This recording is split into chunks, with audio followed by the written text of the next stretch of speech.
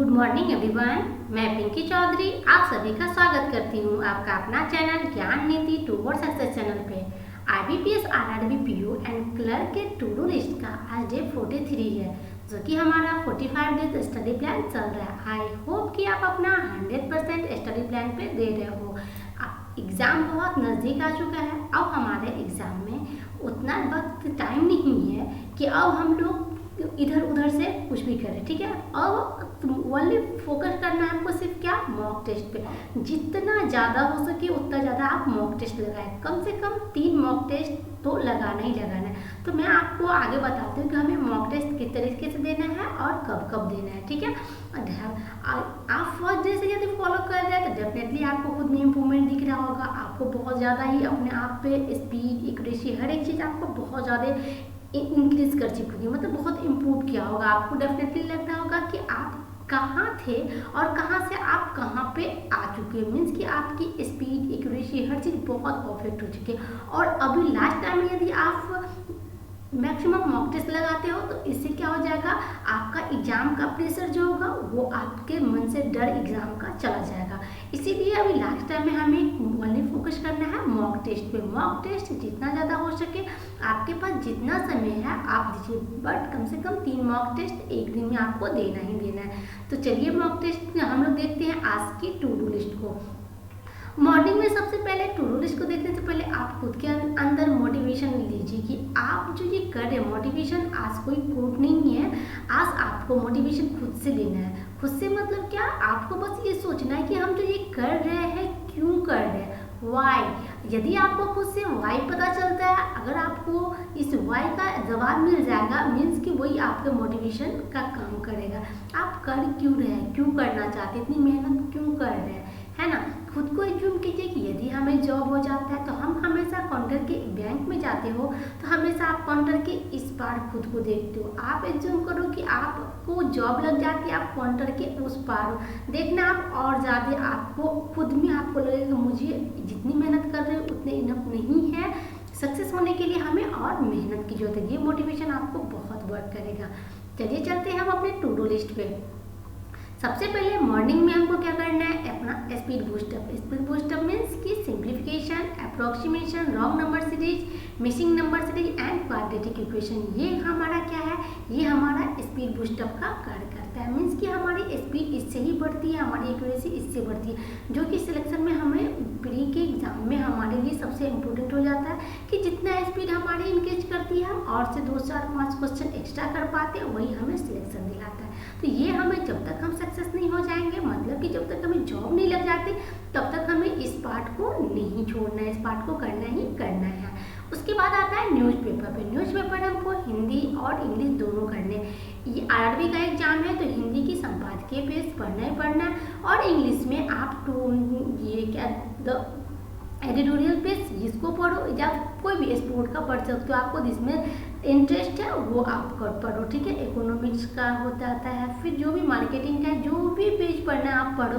But हाँ, पढ़ो, समझ के पढ़ो, और जो वर्ड मीनिंग नहीं आता है उसको कलेक्ट करके रखना है। इससे क्या हो जाएगा कि आपका वर्ड मीनिंग का स्टॉक बढ़ेगा और इंग्लिश की अंडरस्टैंडिंग भी आपकी बहुत अच्छी हो जाएगी, ठीक है। चलिए आगे चलते हैं।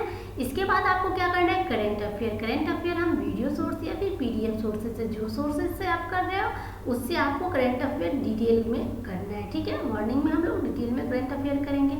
इसके बाद आपको एक मॉक टेस्ट लगाना है। मॉक टेस्ट लगाने के बाद एनालिसिस करना बहुत जरूरी है, क्योंकि मॉक टेस्ट के बाद जब तक हम एनालाइज नहीं करेंगे तब तक हमको नहीं पता चलेगा कि हमारे वीक एरियाज क्या है और कहाँ पे और हमें अधिक वर्क की जरूरत है। तो आपको मॉक टेस्ट में आपको टॉपर का भी हर एक चीज़ दिया रहेगा कि टॉपर कितने सेकंड में करते हैं, टॉपर का टाइम क्या है। फिर आप अपने टाइम से उसको कंपेयर करो। फिर ये देखो कि आपका कौन सा टॉपिक जो आप नहीं कर पा रहे हो, उस टॉपिक को अभी एग्जाम है तो कुछ भी नया नहीं पढ़ना है। जितना पढ़े हैं बस उसी को हमें रिवीजन करना है, उसी को मॉक टेस्ट दे के हमें उतना ही टॉपिक को टच करना है। जो चैप्टर नहीं आता है अभी लास्ट टाइम में उस चैप्टर को हमें टच नहीं करना है। चलिए नेक्स्ट आगे बढ़ते हैं। उसके बाद आपको क्या करना है, बस सिर्फ पजल आप 5 सेट पजल का लगा लो, 4-5 सेट जो भी है आप इंडिविजुअली पजल का लगाओ, बट टाइमर के साथ, ठीक है ना। टाइम के साथ पजल की टेस्ट करना है। उसके बाद DI का भी 5 सेट लगाओ टाइमर के साथ। ये क्यों जरूरी पजल सबसे कोर पार्ट है और डीआई भी सबसे कोर पार्ट है। क्वांट के लिए डीआई और रीजनिंग के लिए पजल ये कोर पार्ट है, इसलिए इसको मैं बोलती हूँ कि आप टाइमर के साथ इसको अलग से भी प्रैक्टिस कर लो पर डे, ठीक है। तो 5-5 सेट इस दोनों का लगाना है। उसके बाद आपको सेकेंड मॉक टेस्ट देने, सेकेंड मॉक टेस्ट आप इवनिंग में दो, ठीक है। और सेकेंड मॉक टेस्ट देने के बाद इसको भी एनालाइज करना ज़रूरी है। एनालिसिस हम नहीं भूलेंगे, मॉक टेस्ट देने के बाद भले एक मॉक टेस्ट कम दे चलेगा, बट एनालिसिस ज़रूरी है। एनालाइज हमको करना ही करना है कि हमें कौन से एरियाज पे हमारा अच्छा पकड़ है, ताकि हम एग्जाम में सबसे पहले वही करेंगे, ठीक है। तो आप एनालिसिस करो जरूर। चलिए आगे चलते हैं। उसके बाद आपको क्या करना है, वोकैब का रिवीजन करना है और करंट अफेयर का रिवीजन करना है। तो वोकैब के रिवीजन आपको क्या कैसे करना है, मॉर्निंग में जो आप नोट करते हो उसी को आपको रिवीजन करना है, ठीक है। और करंट अफेयर को एमसीक्यू के थ्रू रिवीजन करना है, एमसीक्यू के थ्रू, क्योंकि मॉर्निंग में आप डिटेल पढ़ते हो, ठीक है। तो एमसीक्यू से आपको पता चलता है कि क्वेश्चन किस तरीके से फ्रेम होती है, तो क्वेश्चन का हमको फ्रेम पता चलता है, तो स्ट्रक्चर पता चलता है कि क्वेश्चन किस टाइप से पूछे जा सकते हैं। तो मैं आपको रिकमेंड करूंगी कि आप हमारे ज्ञान नीति ऐप पे या फिर साइट पे जाओ, वहाँ पे आपको करंट अफेयर के ये कोर्सेज दिखेगी, इस कोर्स को आप बाय कर सकते हो। आपको ये कोर्सेस आपके लिए यूजफुल है, ठीक है। तो आप डेफिनेटली जाओ, बहुत इंपॉर्टेंट क्वेश्चन एमसीक्यू के थ्रू आपको मिलेगा और प्राइस बहुत मिनिमम है, अफोर्डेबल है, आप इसे बाय कर सकते हो। उसके बाद फिर रात में आपको एक मॉक टेस्ट और लगाना है, थर्ड मॉक टेस्ट आपको रात में लगाना और उसका एनालिसिस भी करना ज़रूरी है। एनालाइज करना बिल्कुल मत भूलो, इसको करना ही करना है, ठीक है। एनालिसिस करना सबसे ज़रूरी पार्ट है। मॉक टेस्ट देंगे, उसके बाद उसको एनालाइज करेंगे, एनालाइज करके अच्छे से एक एक चीज़ की कहाँ पे हम टाइम ज़्यादा दे रहे हैं, कौन सा टॉपिक है जहाँ पे हम टाइम देने के बावजूद भी हम फंस चुके।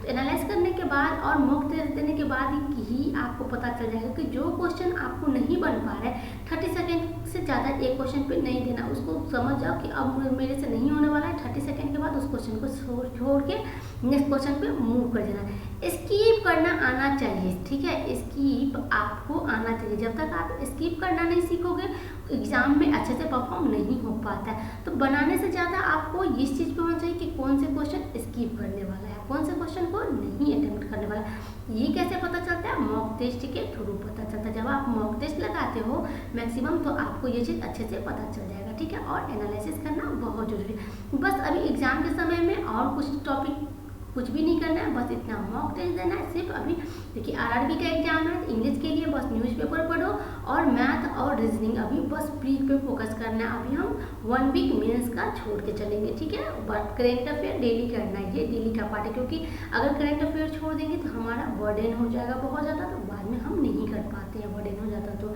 ठीक है।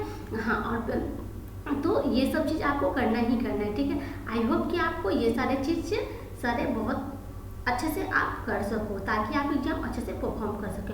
हाँ, अब आपको मैं और बताती हूँ कि आप हमारे टेलीग्राम ग्रुप ज्वाइन कर लो और हम इंस्टाग्राम पे फॉलो करो, ताकि आपको लेटेस्ट अपडेट मिलते रहेंगे हमारे वीडियोस का, हमारे नोटिफिकेशन का।